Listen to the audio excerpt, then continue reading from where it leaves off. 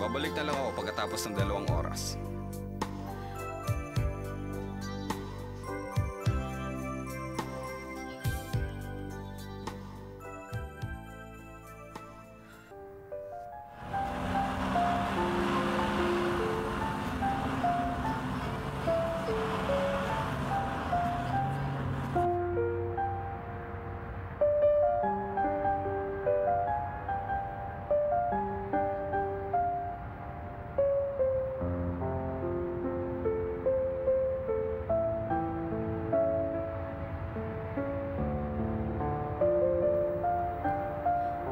Gagawin ko? Paano ako mabubuhay ngayon? Kasasabi ko lang kahapon na lalabanan ko matandang mangkukulam na yon. Pero ngayon, hindi ko nga alam kung saan ako pupunta.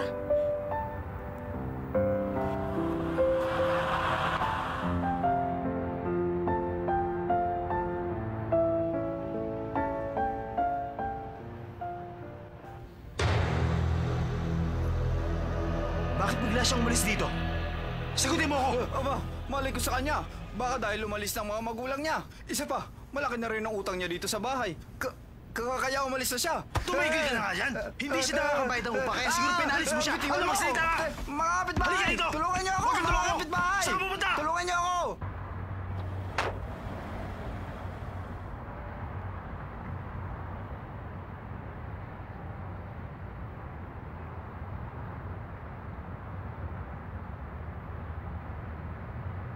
Your call will be transferred to a voicemail box. Please leave your message after beep.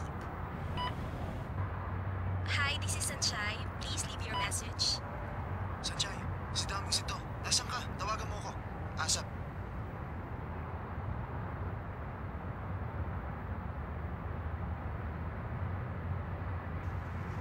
Hi, this is Sanchay. Please leave your message.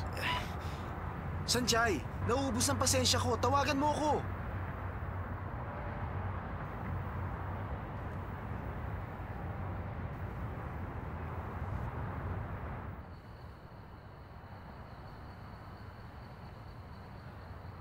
Malalim na ang gabi.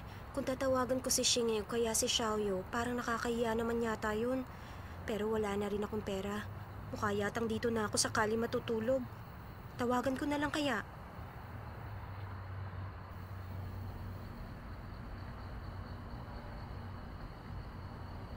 Lobat.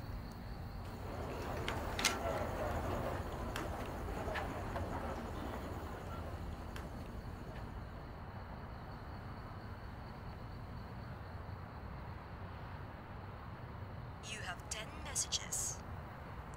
Sanchay, nasaan ka ba? Tawagan mo ako. To repeat, press 1. To listen for the next message, press 2.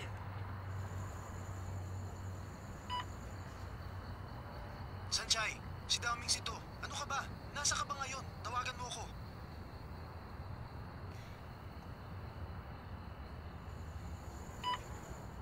Konti na lang ang pasensya ko. Tawagan mo na ako ngayon. Nag-aalala na ako sa iyo, Sanchay. Tawagan mo na ako. Sanchay, nasa ka na ba talaga? Kahit na anong oras, pag narinig mo to, tawagan mo ako. Daming se. Nag-aalala na ako sa iyo. Sanchay, sabihin mo kung nasan ka. Please, tawagan mo na ako. Sanchay! Sanchay! Sanchay! Sanchay!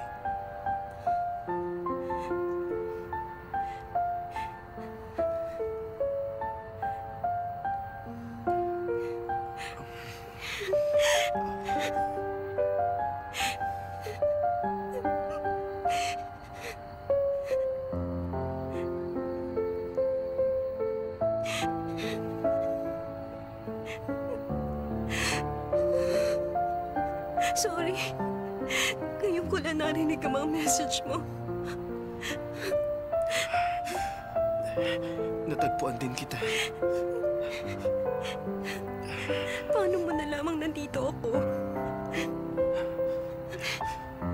Sa lugar na ito, dito kita nasaktan. Hanggang ngayon, pinagsisisihan ko yan. Magkasundo naman kayong dalawa, di ba? At gusto rin siya ng iyong mama. tingin ko mas bagay kayong dalawa. Hindi mo nala siya seryosohin. Tulmi! Huwag ka na magsalita! Alam mo, nasasakal na ako sa mga ginagawa mo. Malinaw naman sa'yo, hindi tayo pwedeng dalawa. Marami siyang magagandang katangian, kaya siya na lang yung pakasalan.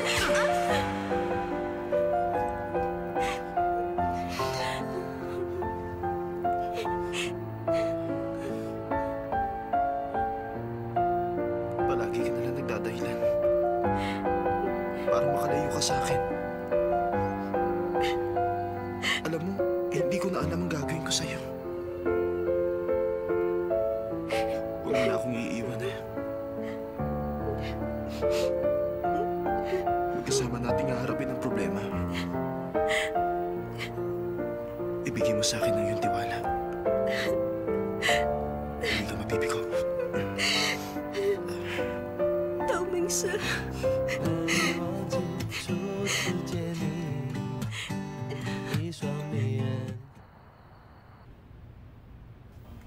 Teka, Taoming sir, ba't mo ako dinala dito? Hindi ako pwede dito. Haharapin natin yun si Mama. Hindi ba tagawa mo na siyang hamunin? Magkasama tayong dalawa. Ano man ang mangyari. Nasaan si Mama? Sir Daming, sir, wala po si Madam. Umalis po siya ngayon papuntang London. Marami daw po siyang business meeting, kaya matatagalan po bago siya makabalik. Mabuti naman. Pwede ka na dito. Teka muna sandali, hindi ka ba nabibigla? Pakidala na to si Teka Gasol. muna sandali lang, pag-isipan ko muna ang lahat. Marami akong sinasabi sa iyong mama kahapon, tapos ngayon nandito ako. Masyado ko marami sinasabi. Dali mo na nga yan. Sige na. Tumigil ka na dyan. Ano Sige ba? na. Mahimik Sandali. kayo.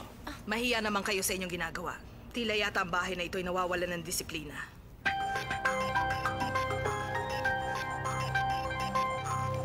Buhay pa pala matandang to. Auntie Jane. Sino siya? Auntie Jade, bakit kayo bumalik? Kung ano man ang dahilan, kaibigan ko siya. Dito na siya titira. Kung ganon, ikaw pala si Shanchay. Siya nga pala yung master. Nagpunta ang iyong mama sa London. Bago siya umalis, pinakiusapan niya akong bumalik dito at ayusin ang lahat. Ang sabi ni Madam sa akin habang wala siya dito, kailangan merong isang mag-aasikasong tao. Kaya naman kinailangan kong bumalik. Ang babaeng to, matanda na, pero may otoridad kung magsalita. Para siyang may kapangyarihan. Kung ipipilit niyang master ang pananatili ni Shanchay dito sa bahay, susundin ko ang kanyang kagustuhan. Miss Shanchay, magsisilbi kang katulong sa pamilya Taoming. Katulong? Si Sanchay, gagawin mo katulong? Auntie Jade, resulta ba yun na pagiging ulyanin? Yang master, sa pagkakatanda ko kahit minsan hindi ko kinausap ng iyong papa ng ganyan. Ang mga kabataan talaga ngayon, takot humarap sa mga responsibilidad. Hanggat may isang masasandalan sa buhay na ito, hindi siya kailanman magsisika para sa kanyang sarili. Ikaw matanda ka! Kapag hindi ka tumigil, baka hindi ako makapagpigil. Maging patas naman sana kayo. Hindi ko po sinabing dito ako titira. Nagbago na ang panahon. Hindi marunong magtrabaho ang kabataan sa ngayon. Ni hindi nyo nga yata kaya magbuhat ng isang sakong bigas o tanggapin at harapin ang hamon ng buhay. Pero, Mama, sa isang kondisyon lang. Kung dito ka, Shanchay, titira sa bahay, bakit hindi mo gamitin ang lakas ng iyong katawan? Kapalit ng pagtuloy mo dito. Bakit hindi mo gamitin ang iyong abilidad kapalit ng pananatili mo dito at pagkain? Oo, bakit hindi? Ma'am, huwag niyo po sana akong maliitin. Kung mananatili man ako dito sa bahay, tandaan niyo, hindi ako magiging pabigat. Talaga? Sigurado ka ba? Magagawa mo lahat ng aking sinabi? Oo, tama kayo. Sa pagtigil ko sa bahay na ito, pwede niyo akong bigyan ng trabaho. Tumigil na nga kayong dalawa. Hindi ako papayag gawin mo yan. Auntie Jade, tigilan nyo na yan. Taoming sir! Sa tingin ko tama ang mga sinabi niya. Alam mong wala akong pera at matutuluyan sa ngayon. Isa pa, meron rin akong gustong patunayan. Alam ko namang babalik ang yung mama anumang oras. Ano na lang ang sasabihin ko sa kanya? Alangan naman sabihin kong pinalis ako sa inuupahan ko at pumunta ako dito at nakiusap sa'yo. Dapat may dahilan ako. Kung sasabihin ko nagsilbi akong katulong, kahit paano taas na upa rin ako. Ano bang pumasok sa utak mo? Gusto mo bang itrato kitang taga-silbi? Pero kasi... Wala nang pero-pero. Hindi nyo ako makukumbinse. O sige, mag-iisip ako ng ibang paraan. Gusto mo ba talaga magsilbi dito? O sige, bahala ka na nga.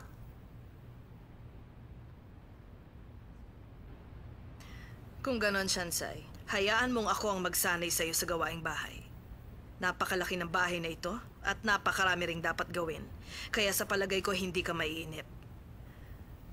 At huwag mong isiping dahil sa kaibigan kaniyang master ay magiging mabait ako sa'yo. Naiintindihan mo ba? Opo. Ilakas mo, hindi kita marinig. Opo! Magaling. Mabuti kung ganon. Sumunod ka sa akin. Magpalit ka ng damit mo.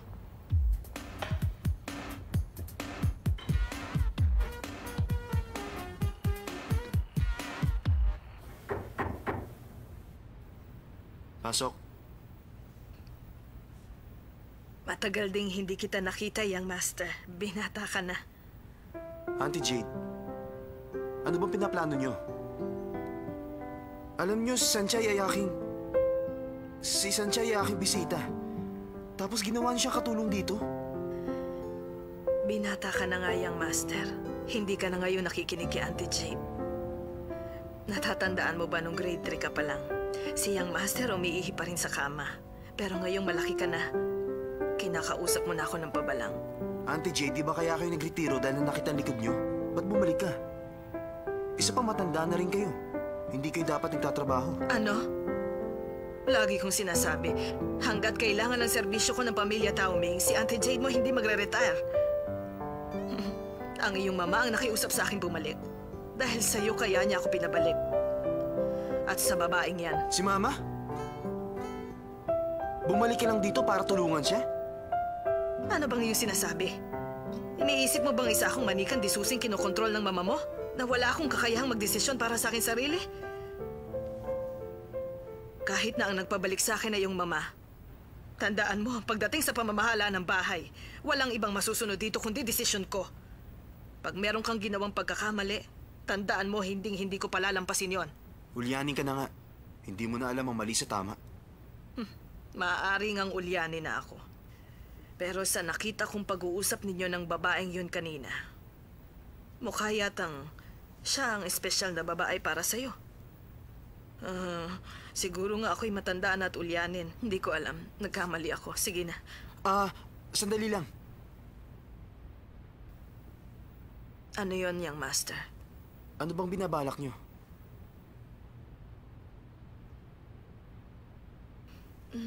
Maaring matanda na ako at ulyanin. Pero ang puso ko naman ay hindi bakal. O sige, naisip ko lang na pwede ko siyang gawing personal maid ni young master.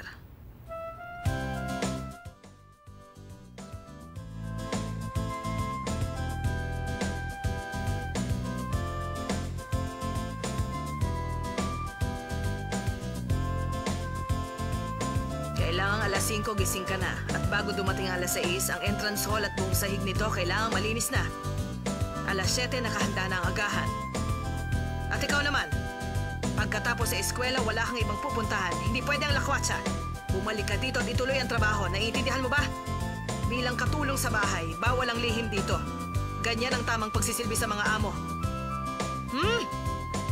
At nakapagdesisyon na akong gawin kang personal maid ni young master. Ako ang batas sa pamamahay na ito. Makinig ka simula bukas. Ikaw na ang magiging tagagising niya tuwing umaga at ikaw ang mag-aasikaso hanggang sa matulog siya sa gabi. Ngayon, gisingin mo na si young master. Bilisan mo na dahil baka mahuli siya sa eskwelahan. Isang kalokohan. Siya daw ang batas sa bahay na ito. Napabaliw ba siya? Hindi ako makapaniwala. Naging personal maid ako ni Taoming Sir. At kailangan ko siyang gisingin palagi. Ang trabaho'y trabaho. Parang pangkaraniwang araw lang.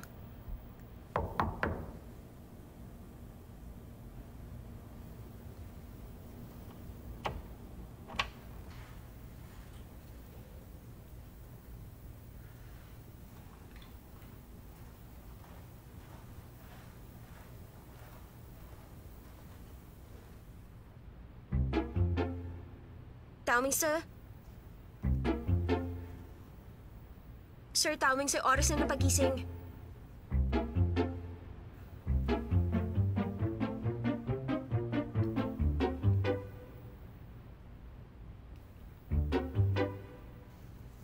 Sir Taoming Sir, gumising ka na.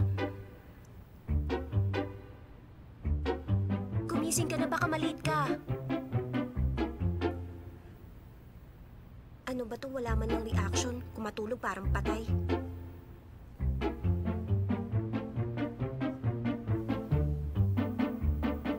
Ito ang unang pagkakataon na matitigan ko siya ng malapitan.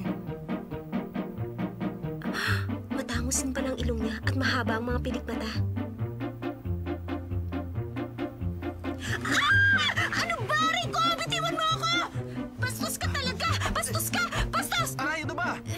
Bakit mo ba ako inahampas ng unan? Inaano ba kita? Bakit hindi kita hahampasin? Nagtutulog-tulugan ka!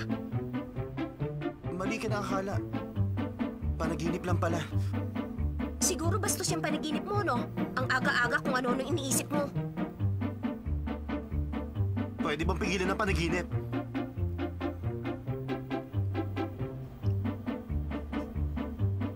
Bakit ka namumula? Hindi, no? Tumayo ka na nga dyan. Malilate ka na.